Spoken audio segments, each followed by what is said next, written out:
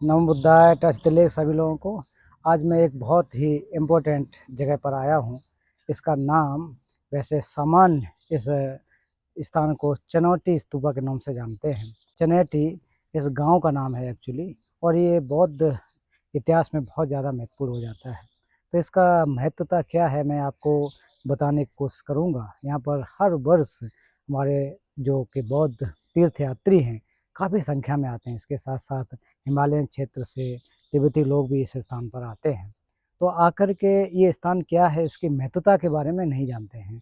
तो मैं भी आज यहाँ पर आया, मैं पोंटा सेटलमेंट में आया था। वहाँ के पदाधिकारी जी ने मुझे बुलाया, अलग-अलग स्कूल में बच्चों को कुछ परम पावन जी के जीवन से संबंधित, उनके कार्यों से संबंधित कुछ वक्तव्य देने आया था। तो साथ में ये स्थान भी यहाँ पर है। हमारे यहाँ के सेटलमेंट ऑफिसर श्री जमयान जी से पता लगा, तो मेरा भी मन था कि यहाँ पर आऊँ। और वाक़ई मैंने सुना हुआ था कि ये स्तूप बहुत ज़्यादा महत्वपूर्ण है, और महत्वपूर्ण क्यों है इसके बारे में भी जानना चाहिए।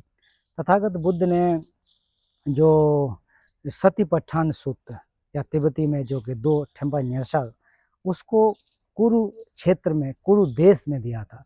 तो कुरु आज के समय में जो कुरुक्षेत्र और कुरु प्रदेश के रूप में जाना जाता था। तो ये क्षेत्र बहुत बड़ा होता था। कुरुक्षेत्र का अपना एक इतिहास है, और इस स्थान पर जैसे आप देख रहे हैं चनौती, ये बहुत बड़ा स्तूप है। ये इसका निर्माण जो है 3री शताब्दी में सम्राट अशोक ने इसका निर्माण कराया था।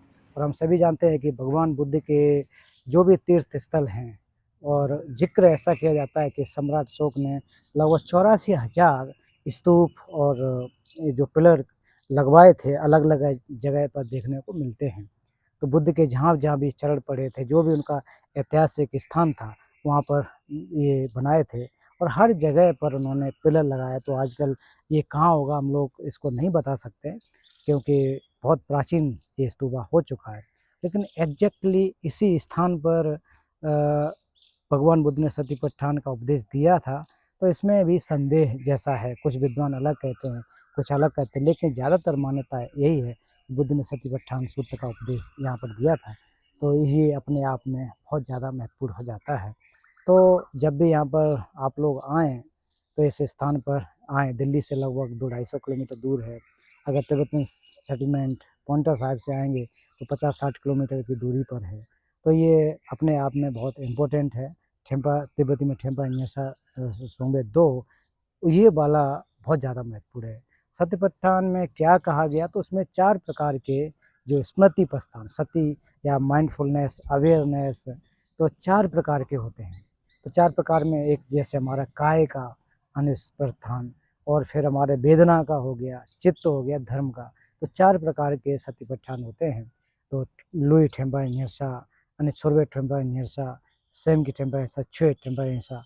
तो ये अलग-अलग 4 प्रकार के जो स्थिति होती है। तो कैसे हम अपने चित्त को इस ठीक रख सकें, कैसे उसको समझ सकें। तो जब भी ध्यान हम लोग करते हैं, तो उसमें समत और विपश्यना का जो अभ्यास किया जाता है, कि सबसे पहले हम कैसे अपने शरीर को एक इक्विलिब्रियम में, एक समत की भावना में लेकर के आएँ। उसके बाद आकर के ध्यान, उसके बाद आकर के हम लोग विपश्यना करें। तो ये बहुत बड़ा सूत्र है। उसको हम लोग अगर सामान्य में पाठ करें तब भी ये काफ़ी बड़ा होता है।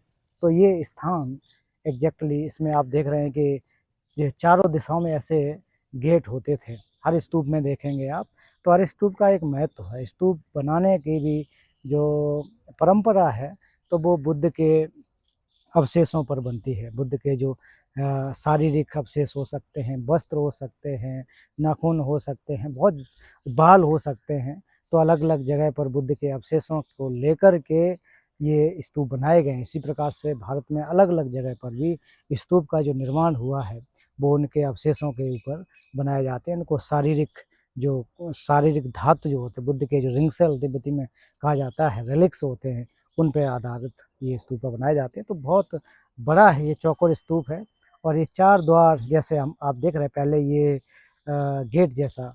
तो स्तूप में चारों तरफ से ये भी परंपरा थी कि बुद्ध की प्रतिमाएँ रख दी जाती थीं।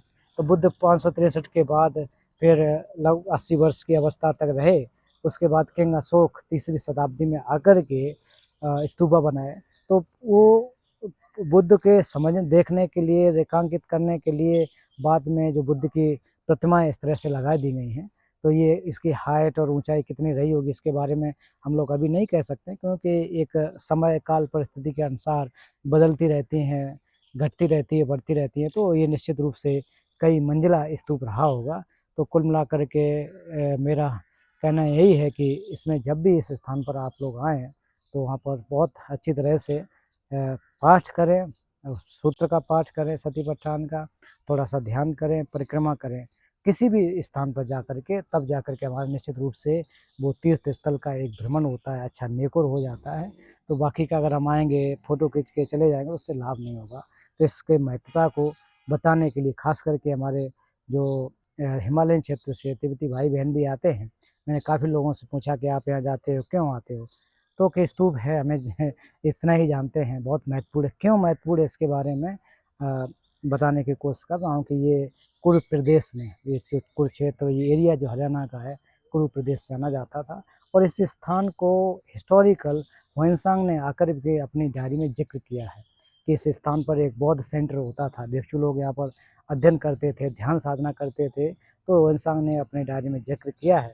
तो आज हम लोग भी भारत में जगह-जगह पर ह्वेनसांग की डायरी पर बेस होकर के जो भी स्थान निकलते हैं, उसको हम लोग मान्यता देते हैं। आर्कियोलॉजिकल सर्वे ऑफ इंडिया, तो हालाँकि यहाँ पर एग्ज़ैक्टली ये नहीं कहा गया कि यही स्थान है, बट ज़्यादातर बौद्धिस्ट लोगों का मत है कि ये स्थान में रहा होगा।